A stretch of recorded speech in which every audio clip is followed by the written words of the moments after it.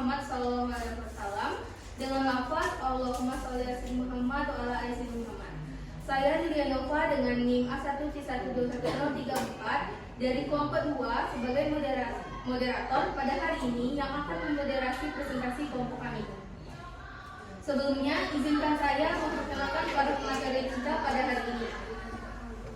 Pemateri pertama yaitu Nova Claudia Sioming dengan NIM A1C121066. Pemateri kedua yaitu Nabila Zahra dengan NIM A1C121009. Pemateri ketiga yaitu Saudara Manguntal Sinaga dengan NIM A1C121079. Dan pemateri terakhir yaitu Saudari Nurdiana dengan NIM A1C121029. Pada siang hari ini, kelompok kami akan mempresentasikan materi yang berjudul aldehid dan keton. Adapun kelompok kami akan menyajikan materi mengenai asal-usul dan struktur molekul, kereaktifan gugus fungsi, klasifikasi jenis, tata nama, sifat fisika, sifat kimia, sumber dan manfaat di dalam kehidupan dari aldehid dan keton. Untuk mengetahui lebih mendalam mengenai dari hal ini, mari kita simak pembahasan dari kelompok kami. Asal-usul aldehida. Aldehida pada umumnya didapatkan dari oksidasi alkohol. Aldehida merupakan suatu senyawa dengan gugus karbonil yang terikat pada ujung molekulnya. Gugus fungsi aldehida mempunyai satu atom hidrogen yang terikat pada atom karbon karbonil. Alkanal merujuk pada segolongan senyawa organik yang memiliki gugus fungsional karbonil yang terikat pada rantai karbon di satu sisi, atom hidrogen di sisi lainnya. Golongan ini dikenal pula sebagai golongan aldehid.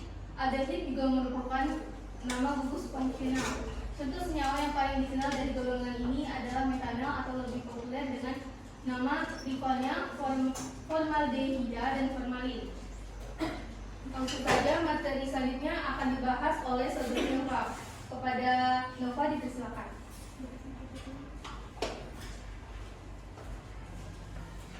Baik, di sini saya akan menjelaskan struktur dari molekul aldehid. Adapun rumus umum aldehid adalah CnH2NO. Rumus gugus fungsinya pada aldehida adalah RCHO, di mana R adalah alkil dan rumus strukturnya yaitu RCOH. Teman-teman bisa lihat di slide di layar monitor. Di sini ada klasifikasi dan jenis dari aldehid. Ikatan rapat antara karbon dan oksigen adalah karakteristik dari semua aldehid dan dikenal sebagai gugus karbonil. Banyak aldehid memiliki bawe yang menyenangkan dan pada prinsipnya mereka yang berasal dari alkohol oleh dehidrogenasi atau pengangkatan hidrogen. Proses yang menjadi asal nama dari aldehida ini. Aldehida menjalani berbagai macam reaksi kimia termasuk polimerisasi. Beberapa senyawa yang memiliki gugus karbonil antara lain aldehid, keton, asam karboksilat, dan ester. Aldehid adalah salah satu kelompok senyawa karbonil yang memiliki gugus karbonil yang berikatan dengan atom hidrogen pada ujung rantai induknya. Aldehid merupakan salah satu kelompok senyawa karbon yang memiliki gugus karbonil. Gugus tersebut terletak di ujung rantai karbon induk yang diakhiri dengan atom hidrogen. Di sini ada beberapa senyawa dari aldehid yang umumnya diantaranya teman-teman bisa lihat di layar monitor. Ada metanol, untuk sistem rivalnya itu adalah formaldehid, yang terdiri pada etanol, dan selanjutnya ada propanol. Tata nama aldehid dalam sistem IUPAC. Nama IUPAC untuk aldehid adalah alkanal. Adapun tata nama aldehida menurut sistem IUPAC adalah sebagai berikut. Yang pertama, nama aldehid sebagai turunan dari alkana diturunkan dari nama alkana dengan menggantikan akhiran A dengan al. Contohnya itu pada senyawa CH4 atau metana, maka diubah menjadi metanol. Yang kedua, rantai induk adalah rantai terpanjang yang mengandung gugus fungsi. Yang ketiga, penomoran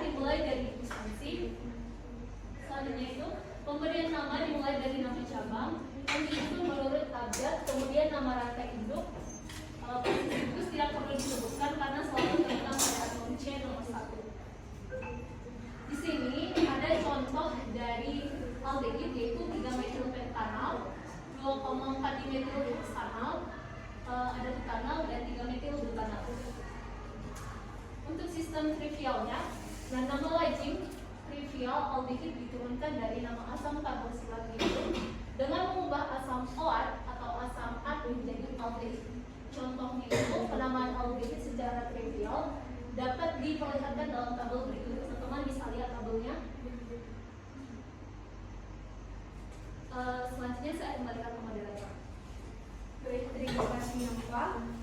Berikutnya kita simak pembahasan dari materi kedua, yaitu kepada saudari Nanda. Baiklah, saya di sini akan menjelaskan sifat-sifat aldehid. Yang pertama, aldehid bersifat polar dengan gaya asam molekul yang lebih kuat daripada hidrokarbon. Metala dan etanol larut dalam air, sedangkan senyawa aldehida yang lain suka larut dalam air, tetapi larut dalam pelarut organik. Yang ketiga, pada umumnya aldehida berfase cair, kecuali formaldehid yang berfase gas. Aldehida suku rendah mempunyai bau yang menyengat, sedangkan aldehida suku tinggi mempunyai bau yang enak yang sering digunakan untuk parfum dan aroma tambahan. Yang keempat, titik didihnya relatif tinggi. Yang kelima, aldehida dengan 1-2 atom karbon atau formaldehida dan asetaldehida berwujud gas pada suku kamar dengan bau yang tidak enak. Yang keenam, aldehida dengan 3-12 atom karbon berwujud cair pada suku kamar dengan bau yang sedap.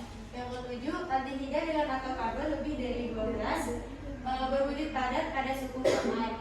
Yang kedelapan, aldehida suku tinggi tidak larut dalam air. Nah, untuk aldehida mempunyai titik didih yang lebih besar daripada alkana dengan jumlah karbon yang sama. Nah, teman-teman bisa lihat di layar monitor bahwasanya formaldehida itu memiliki titik didih min 21 derajat Celcius. Sedangkan asetaldehyda itu titik didihnya 20 derajat Celcius. Propionaldehida titik didihnya 49 derajat Celcius. Butyraldehida titik didihnya 76 derajat Celcius.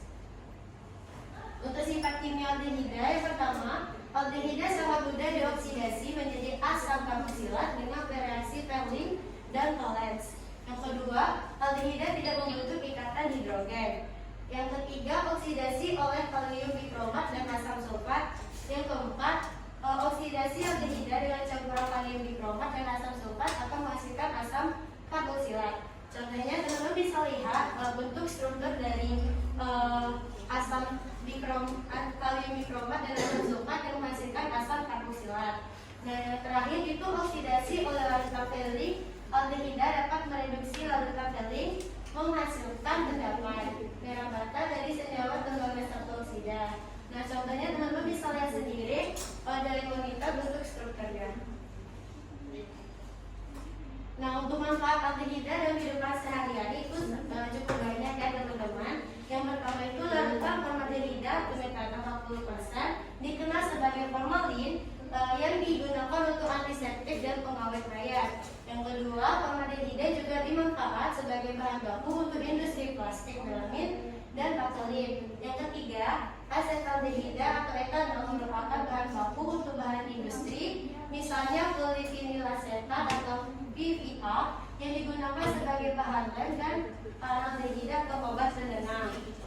Yang terakhir itu beberapa jenis aldehida lain, misalnya sinamaldehida merupakan zat yang memberi aroma khas pada kayu manis, dan vanilin merupakan senyawa aldehida yang memberi aroma khas pada buah vanili.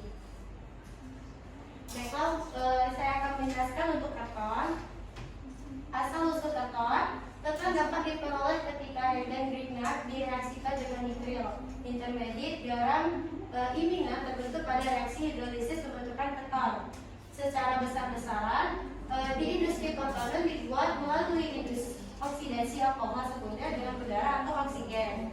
Reaksi ini memerlukan katalis logam seperti tembaga. Nama keton diturunkan dari alkana induknya, huruf akhiran K dirubah menjadi L.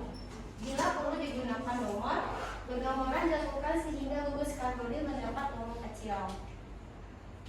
Untuk rumus struktur molekul keton merupakan senyawa karbon dengan rumus umum CnH2NO dan rumus gugus fungsinya yaitu NCO.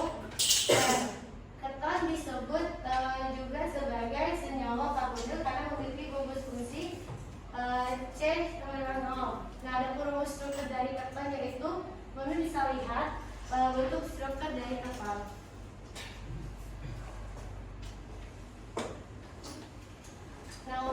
klasifikasi atau jenis dari keton.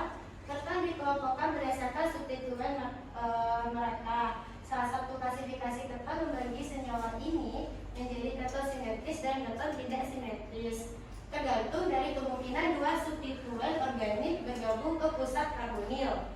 Nah, aseton dan benzofenon atau C6H5CO, C6H5 termasuk keton simetris. Nah, sedangkan asetofenon atau C6H5CO, CH3 itu merupakan contoh keton yang tidak simetris. Di ilmu sterokimia, keton tidak simetris dikenali sebab bersifat propilar. Nah, teman-teman bisa lihat bentuk struktur dari keton simetris ada benzofenon dan aseton, dan juga ini contoh keton asimetris yaitu asetofenon. Baik, sekian itu saja dapat saya jelaskan. Saya kembalikan ke moderator. Baik, terima kasih saudari Nabila. Berikutnya kita simak pembahasan dari pemateri ketiga kepada saudara Memontang. Saudara Memontang.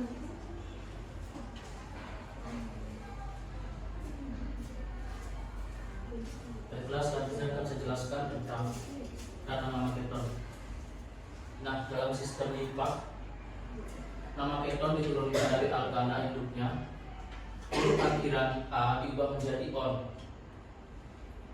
Penamaan dilakukan sehingga gugus karbonil mendapat nomor kecil. Contohnya teman-teman bisa lihat itu ada struktur dari propanon dan juga di sini ada struktur dari butanon. Terus selanjutnya rantai induknya merupakan rantai terpanjang yang mengandung gugus fungsi karbonil atau CO, diberi nama alkanon.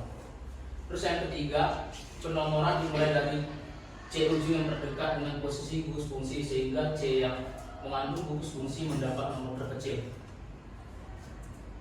Selanjutnya, pemberian nama-nama seperti cabang-cabang tersebut terlebih dahulu disusun menurut abjad dan diberi awalan yang menyatakan jumlah cabang tersebut.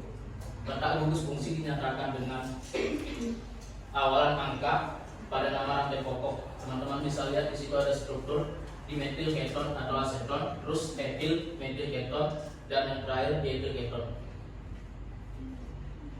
Contohnya ada struktur propanon, ada struktur juga butanon, terus dimetil dimetil keton atau aseton, terus etil metil keton, dietil keton. Di sini ada 4 metil 2 pentanon, 3 metil 3 pentanon,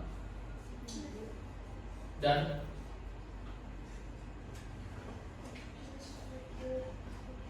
etil propil keton dan metil isopropil keton. Terus tata nama dalam sistem trivial. Gugus alkil atau alil yang terikat pada karbonil dinamai, kemudian ditambah kata keton kecuali aseton. Teman-teman bisa lihat dalam tabelnya itu ada rumus molekul, rumus struktur, dan juga nama trivialnya. Untuk lebih lanjutnya teman-teman bisa lihat sendiri.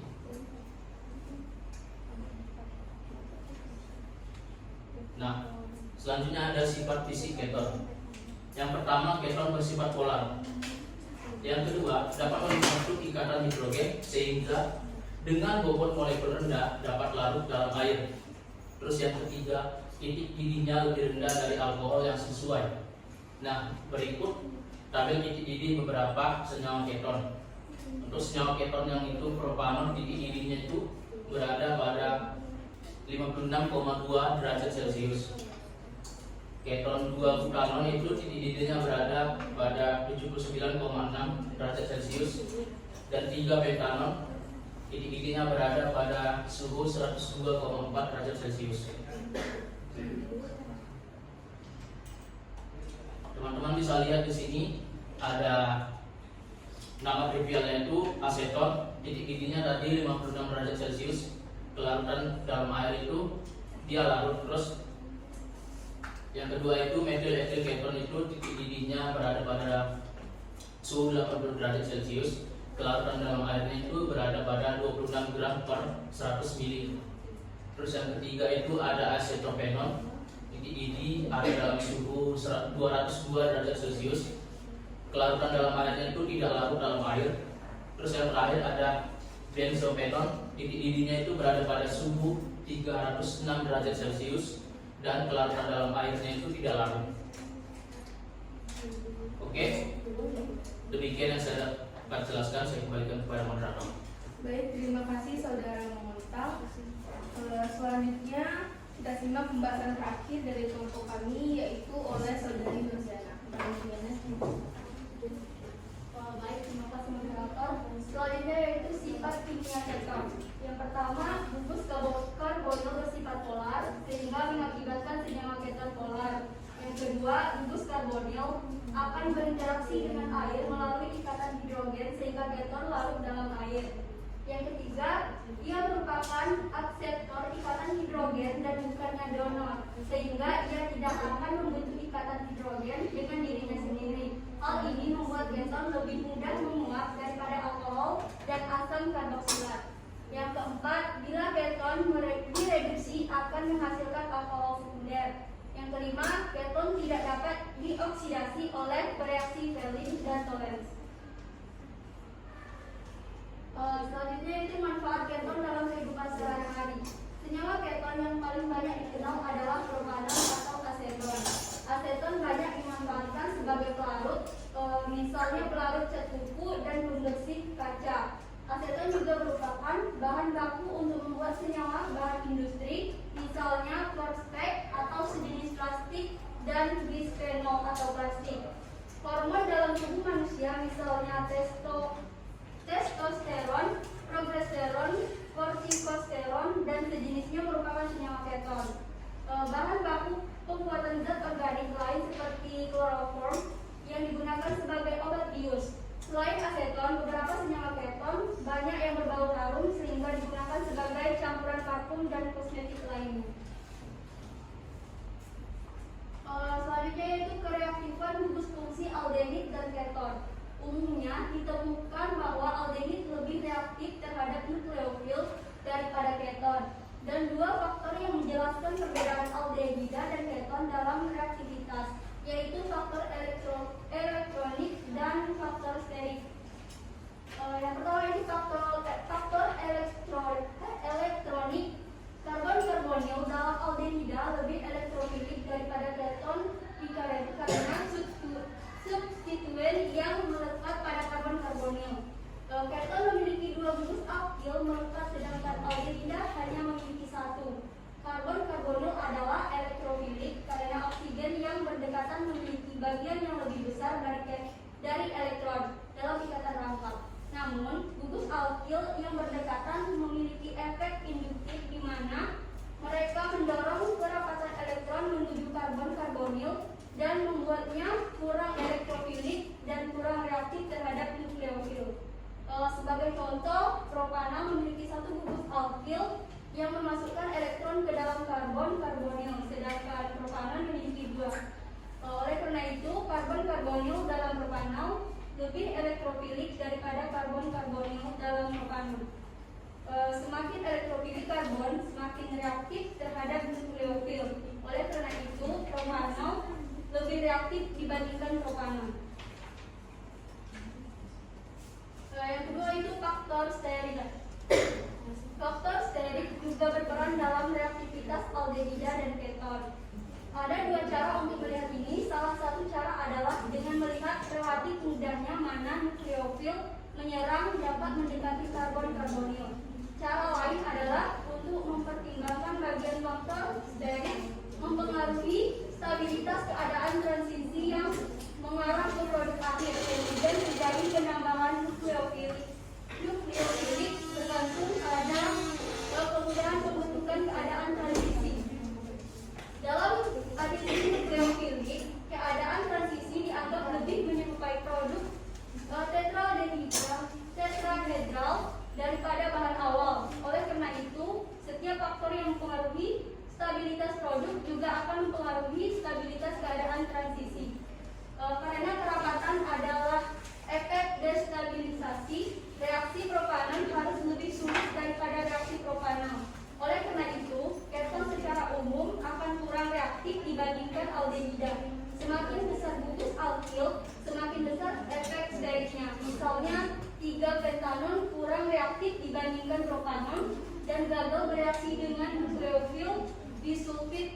aroma sedangkan propanan tidak.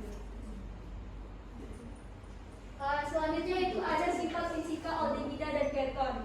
Aldehida dengan rantai satu atau formaldehida berbentuk gas, asetaldehida atau rantai 2 berwujud cairan dengan titik didih 21 derajat Celcius. Aldehida dan keton dengan rantai karbon 3 sampai 12 juga berbentuk cairan tak berwarna. Jika panjang dari 3 rantai, maka aldehida dan keton berbentuk padat. Selanjutnya saya kembalikan ke moderator. Baiklah, terima kasih Febriana atas pemaparan materinya.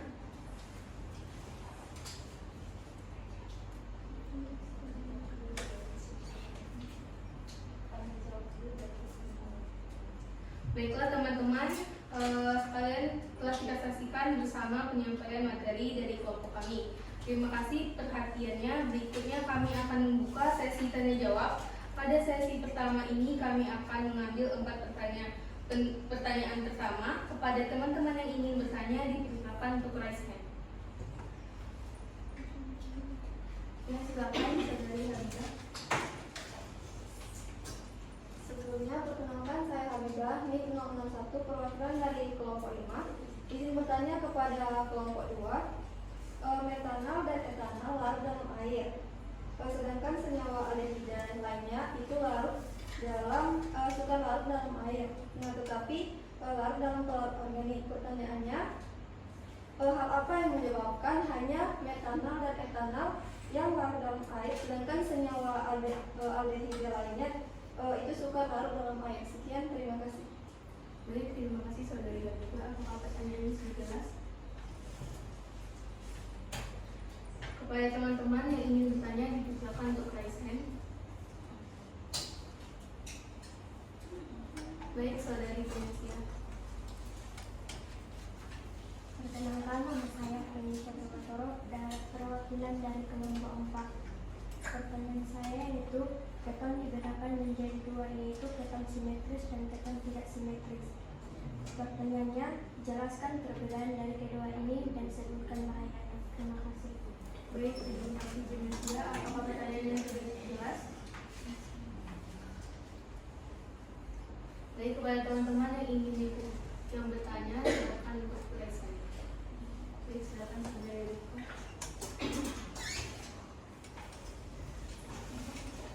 Baik, terima kasih atas kesempatan moderator. Sebelumnya perkenalkan saya Rifka Yulfani dengan NIM A1C12161 perwakilan dari kelompok 3. Izin bertanya kepada kelompok 2. Faktor esterik berperan dalam reaktivitas aldehida dan keton. Nah, jelaskan dan sebutkan contoh dari reaktivitas aldehida dan keton tersebut. Terima kasih. Baik, terima kasih atas pertanyaannya. Baik, kepada teman-teman yang ingin bertanya dipersilakan untuk raise hand. Silakan saudari Fitri. Baik, sebelumnya perkenalkan nama saya Fitri Yandi dengan NIM A1C1210012. Izin bertanya kepada kelompok 2. Tadi sudah dijelaskan bahwa gaya antar molekul aldehida itu lebih kuat dibandingkan hidrokarbon. Coba jelaskan kenapa gaya antar molekul aldehida itu lebih kuat dibandingkan hidrokarbon. Terima kasih. Baik, terima kasih atas pertanyaannya. Pada penyaji, apakah jawaban dari pertanyaan ini sudah disiapkan? Kasih waktu bertanya. Baiklah, kami minta waktu sedikit untuk menjawab pertanyaan.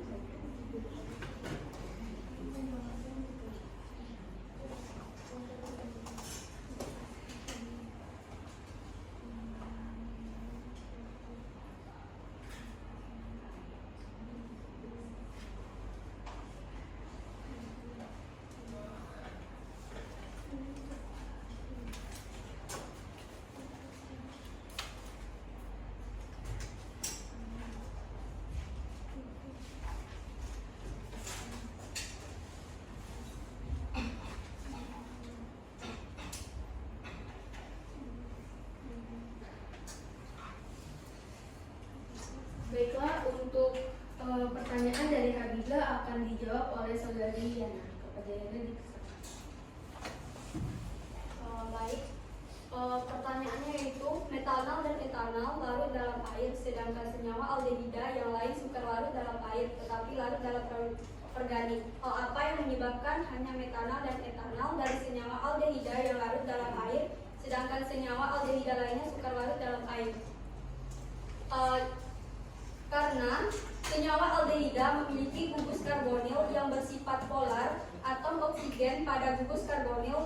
membentuk ikatan hidrogen dengan pelarut polar, misalnya air. Hal inilah yang menyebabkan aldehida dapat larut dalam air. Metanol dan etanol merupakan senyawa aldehida yang larut dalam air. Akan tetapi, semakin banyak jumlah atom karbon pada aldehida menyebabkan pelarutannya dalam pelarut polar semakin kecil. Hal ini dapat terjadi karena semakin panjang rantai karbon, maka sifat non-polar aldehida semakin besar, sehingga kelarutan senyawa aldehida pada pelarut polar semakin kecil.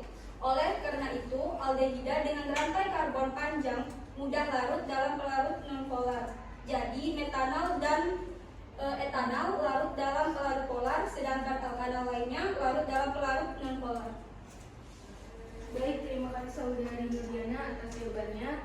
Kepada Habibah, apakah jawaban dari Saudari Nurdiana dapat diterima dan dipahami? Baik, jawaban dapat dipahami. Terima kasih. Baik, kepada teman-teman sekalian, apakah ada tambahan dan tambahan dari jawaban yang Saudari Nurdiana paparkan? Baik, sepertinya tidak ada. Selanjutnya, pertanyaan dari Trinesia akan dijawab oleh Nova.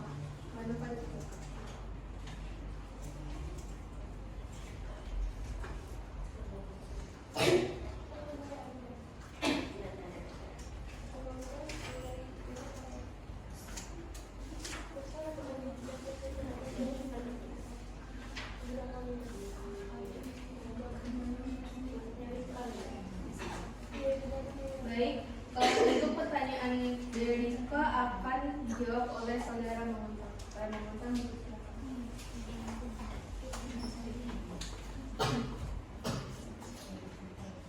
Oke, baiklah, saya akan menjawab pertanyaan dari Saudari Rika.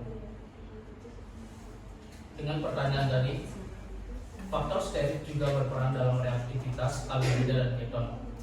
Jelaskan dan sebutkan contoh dari reaktivitas tersebut. Nah, untuk jawabannya itu, aldehida lebih reaktif daripada keton karena gugus karbonil pada aldehid kurang stabil daripada karbonil pada keton.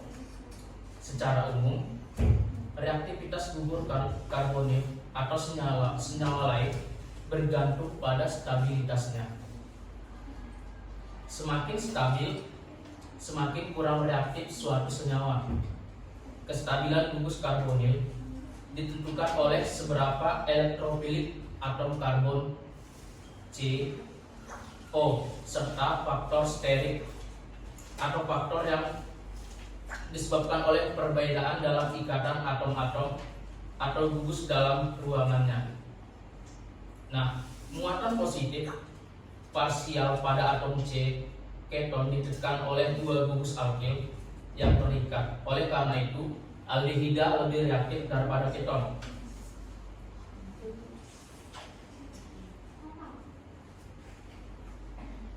Akibatnya, gugus penarik elektron diikat karbon-karbonil menurunkan kerapatan elektronnya sehingga membuatnya lebih reaktif dalam reaksi adisi nukleofilik.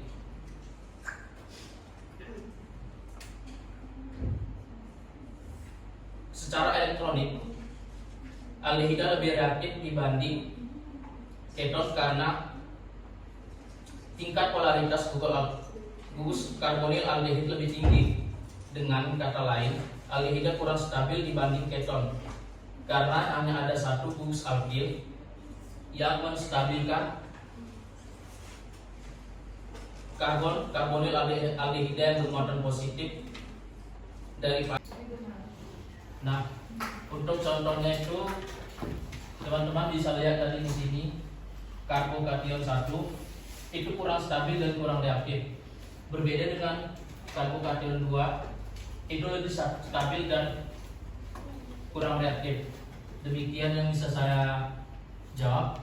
Saya kembalikan kepada moderator. baik, terima kasih kepada Saudara Mamontang atas jawabannya. Kepada Rifka, apakah jawaban dari Saudara Mamontang dapat diterima dan dipahami? Baik, terima kasih atas penjelasannya. Jawabannya baik. Kepada teman-teman sekalian, apakah ada tambahan atau sanggahan dari jawaban Mamontang? Tidak ada data Formalitas lagi. Selanjutnya pertanyaan dari Fitriani akan dijelaskan oleh Nabila. Baiklah, saya akan menjawab pertanyaan dari Fitriani.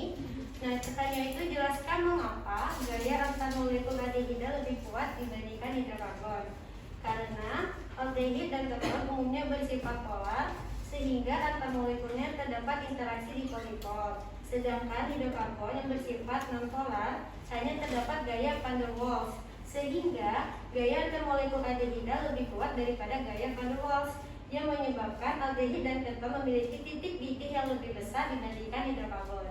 Maka dari itulah mengapa gaya antar molekul aldehida itu lebih kuat dibandingkan hidrokarbon. Terima kasih.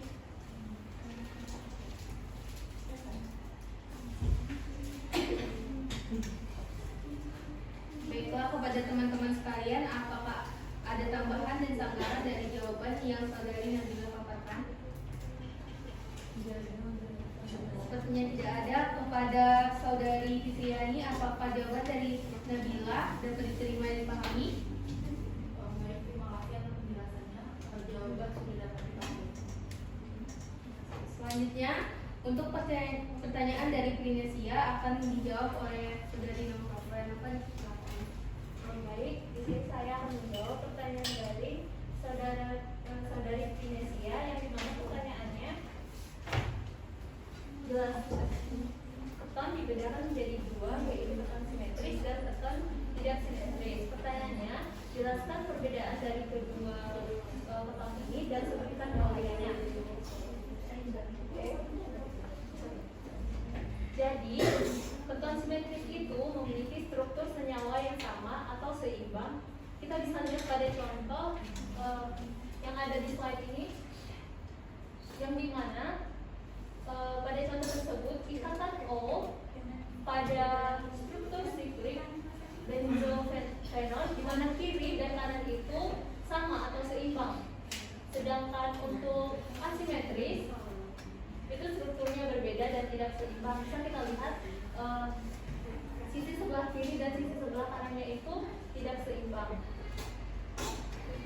Dan untuk bahaya dari keton asimetris dan simetris ini, berdasarkan literatur yang kami baca, kami tidak menemukan contoh dari jenis kedua keton tersebut. Mungkin itu saja. Saya kembalikan ke moderator. Terima kasih saudari Nova. Kepada teman-teman sekalian, apakah ada tambahan dan sanggahan dari jawaban yang saudari Nova paparkan?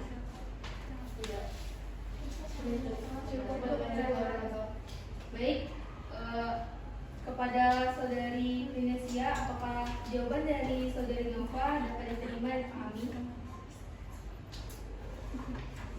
Baik, terima kasih. Selanjutnya,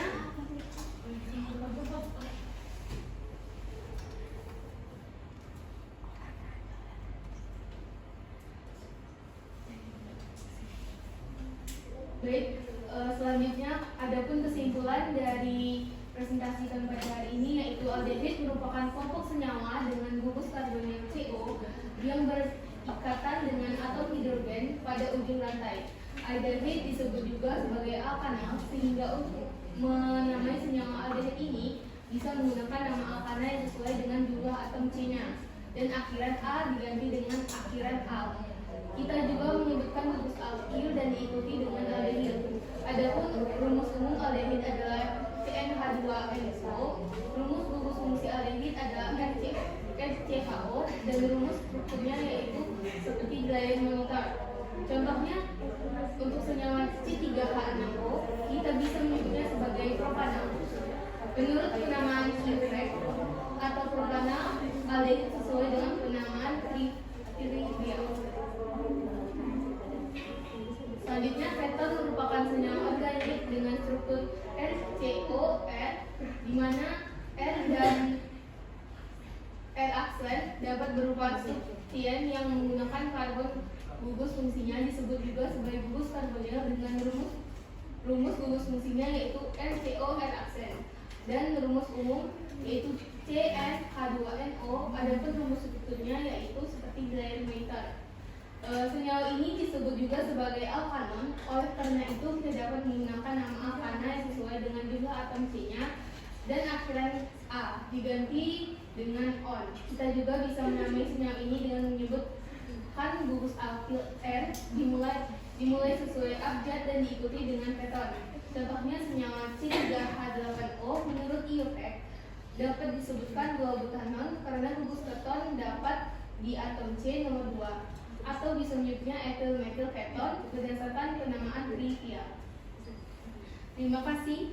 Mungkin sekian dulu dari pemaparan presentasi pada hari ini. Terima kasih kepada teman-teman yang telah hadir pada pertemuan hari ini dan berperan aktif dalam diskusi kali ini. Terima kasih juga kepada teman-teman yang telah menyimak diskusi kami. Saya harapkan apa yang disampaikan dapat menjadi ilmu bagi teman-teman. Saya juga mengucapkan terima kasih kepada teman-teman yang telah menyimak dan mendengarkan. Semoga kita bisa bertemu di lain kesempatan. Akhir kata, wassalamualaikum warahmatullahi wabarakatuh.